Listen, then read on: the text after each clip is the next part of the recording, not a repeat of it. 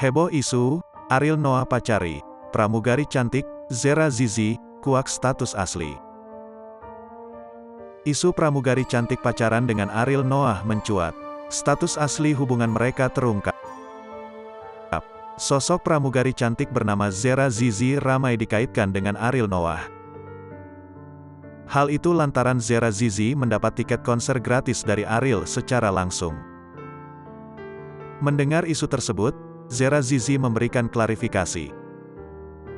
Musisi Ariel Noah memang kerap diisukan dekat dengan sejumlah wanita mulai Bunga Citra Lestari alias BCL sampai Luna Maya. Kini, seorang pramugari asal Malaysia, Zera Zizi yang menuai sorotan gegara interaksi dengan Ariel Noah. Bahkan, Zera sampai dikabarkan jalin hubungan spesial dengan Ariel Noah. Kabar tersebut mencuat usai chat pribadinya dengan sang vokalis tersebar.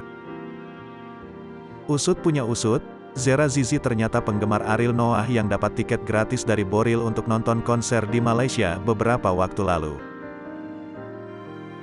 Kala itu, Zera Zizi mengaku nekat mengirim pesan pribadi di Instagram Ariel Noah karena kehabisan tiket. Tak disangka, pesannya direspon Ariel Noah.